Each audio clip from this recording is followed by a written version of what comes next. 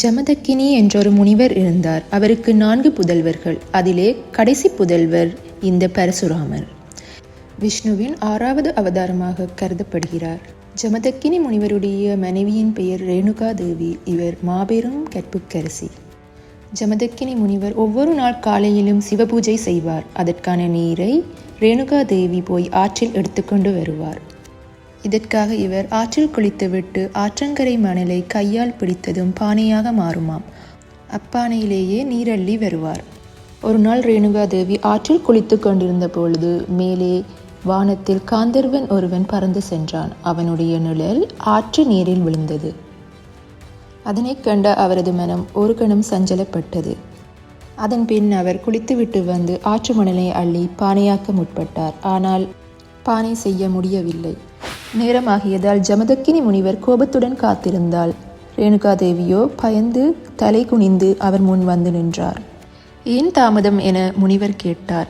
தலை குனிந்து நின்ற ரேணுகா தேவியை பார்த்ததும் அவர் ஞான திருஷ்டியில் அனைத்தையும் அறிந்தார். அறிந்தவுடன் கோபப்பட்டார். இவ்வளவு நாளும் உத்தமியாக இருந்த நீ தவறிழைத்த காரணத்தினால் நான் உனக்கு ஒரு தண்டனை தரப்போகிறேன் என்று கூறினார். தனது 4 பிள்ளைகளையும் அழைத்தார். மூத்த பிள்ளை வந்தவுடன் உனது தாய் இவ்வாறான ஒரு தவறை இழைத்து விட்டார், அவருடைய தலையை வெட்டு என்று கூறினார். மூத்த பிள்ளையோ, தந்தையே, நீங்கள்தான் என் குரு, ஆனால் பெற்ற தாயினை வெட்டும் பாவத்தை என்னால் ஏற்க முடியாது என்று கூறி மறுத்துவிட்டான். இவ்வாறே 2வது 3வது பிள்ளைகளும் மறுத்தனர். ஜமதக்கினி முனிவர் அவர்களுக்கு சாபம் கொடுத்தார்.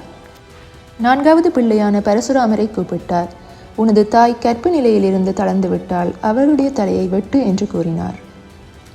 பரசுராமரோ, தந்தையே, நீங்கள்தான் என் குரு, நீங்கள் சொன்னதை நான் தவறமாட்டேன் என்று கூறி கையில் ஒரு மனு ஆயுதத்தை எடுத்தார். தன்னை கொன்று பிள்ளைக்கு பாவம் வந்துவிடுமே என்று நினைத்த ரேணுகா தேவி பயந்து ஓடத் தொடங்கினார். பரசுராமரும் அவரை துரத்தி கொண்டு பின்னோடினார். அவ்வாறு ஓடிக்கொண்டிருக்கும் பொழுது தூரத்தில் ஒரு பறையர் சேரி வந்தது. அங்குள்ள ஒரு குடிசை கதவை இவள் தட்டினாள். அங்கே ஒரு கணவனும் மனைவியும் கதவை திறந்தார்கள். அவர்களிடம் இவள் விஷயத்தை கூறினாள். அப்பொழுது அவர்கள், தாயை, நீ சரணாகதி என்று அடைந்ததால் நாம் உமக்கு சரணாகதி வழங்குவோம் என்று கூறினார்கள். பின்னால் ஓடி வந்த பரசுராமரும் அக்குடிசைக்குள்ளே நுழைந்து தாயை வெளியே விடும்படி கூறினார். ஆனால் அந்த தம்பதியினரோ அவரை விடுவதற்கு மறுத்துவிட்டார்கள். தந்தையினுடைய கட்டளையை நிறைவேற்ற வேண்டும், தாயை விடும்படி அவர் மறுபடியும் கூறினார். ஆனால் அந்த தம்பதியினரோ மறுத்துவிட்டார்கள். ஆத்திரமடைந்த பரசுராமர் தனது மனு ஆயுதத்தால் அவர்களுடைய தலையை வெட்டினார். பின்பு தாயினுடைய கழுத்தினையும் வெட்டினார். இரத்தம் தோய்ந்த மனு ஆயுதத்துடன் தந்தை முன்னே வந்து நின்றார். அப்பொழுது ஜமதக்கினி முனிவர் என்ன நடந்தது என்று கேட்டார். தந்தையே, உங்கள் சொற்படி தாயை கொன்றுவிட்டேன், அதை தடுக்க வந்த அந்த பறையர் தம்பதியினரையும் கொன்றுவிட்டேன் என்று கூறினார். மெய்சிலிர்த்து போன ஜமதக்கினி முனிவர், உனக்கு என்ன வரம் வேணுமோ கேள் என்றார். அப்பொழுது பரசுராமர், தந்தையே, நான் என்ன கேட்டாலும் தருவீர்களா என்று கூறினார். நீ என்ன கேட்டாலும் தருவேன் என்று முனிவர் கூறினார். எந்த தாயை பழையபடி உயிர்ப்பித்து தாருங்கள் என்று கேட்டு கண்ணீர் மல்க நின்றார் பரசுராமர். மற்ற பிள்ளைகள் எல்லாம் சாபத்திற்கு பயந்து இக்காரியத்தை செய்ய மறுத்த பொழுது தந்தையிடம் என்ன கேட்டாலும் கிடைக்கும் என்று தெரிந்து கொண்டு புத்திசாலித்தனமாக பரசுராமர் செய்த விஷயம் மிகவும் வியப்பானது.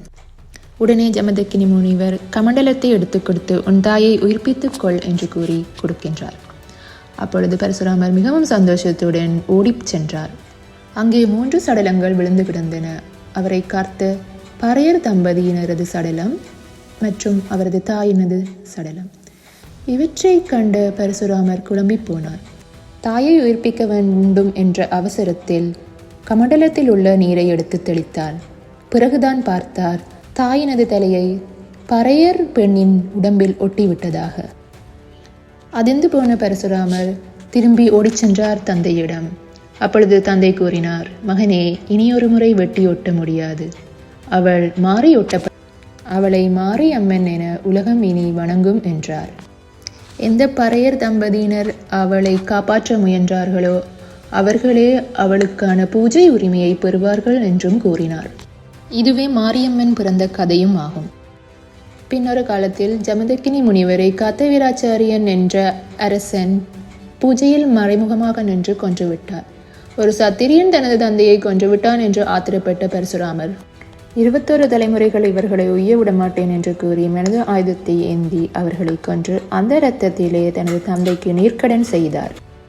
அவ்வளவு ஆத்திரக்காரர் இந்த மகாவிஷ்ணுவின் மறு அவதாரமான பரசுராமர். மகாபாரதத்திலே இவரிடம் வில்வித்தை பயின்றவர்கள் இருவர். ஒருவர் பீஷ்மர், இன்னொருவர் கர்ணர். ஒருமுறை ராமாயணத்தில் ராமர் சீதையை திருமணம் செய்து அழைத்து வரும் பொழுது பரசுராமர் அவரை வழிமறித்தார். ராமா, நீ சிவதனுசை முடித்தாய் என்று கேள்விப்பட்டேனே, அது உண்மையா என்று கேட்டார்.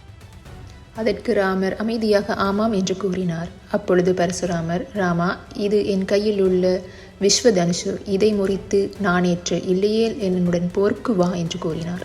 அப்பொழுது ராமர் மிகவும் அமைதியாக அந்த வில்லை ஏந்தி நானேற்றி குறி வைத்தார். குறிக்கு இலக்காக என்னவென்று பரசுராமரை பார்த்து கேட்டார். அக்கணமே தனது சக்தி அனைத்தையும் இழந்ததாக பரசுராமர் கருதினார். ராமர் வைத்த குறிக்கு இலக்காக தனது தவ வலிமை அனைத்தையும் கொடுத்துவிட்டு அவரை வாழ்த்தி அங்கிருந்து விடை பெற்றார். பரசுராமர் தாம் பெற்ற நிலம் அனைத்தையும் தானமாக வழங்கியதால் இனிமேல் அங்கே வாழக்கூடாது என்று நினைத்தார். தனது கையில் இருந்த கோடாரியை கடலை நோக்கி வீசினார். அப்பொழுது கடல் உள்வாங்கியது. அங்கே புதிதாக நிலம் உருவாகியது. அதுதான் இன்று உள்ள கேரள தேசமாக மாறியது. அங்கே குடியேறிய பரசுராமர் அங்குள்ள மகேந்திர பர்வதம் என்று அழைக்கப்படும் குகையில் இன்று வரைக்கும் தவம் செய்வதாக சிவபுராணம் கூறுகிறது. இந்த காணொளி மூலமாக பரசுராமரை பற்றின பல அறியாத விடயங்களை நீங்கள் அறிந்திருப்பீர்கள் என்று நான் நம்புகிறேன். நீங்கள் இந்த சேனலுக்கு இப்பொழுதுதான் முதல் முறை வருகிறீர்கள் என்றால் மறக்காமல் சப்ஸ்கிரைப் செய்யுங்கள். மேலும் ஆச்சரியமூட்டக்கூடிய பல காணொளிகள் உங்கள் செவிகளுக்கும் விழிகளுக்கும் விருந்தாக காத்திருக்கின்றது. நன்றி.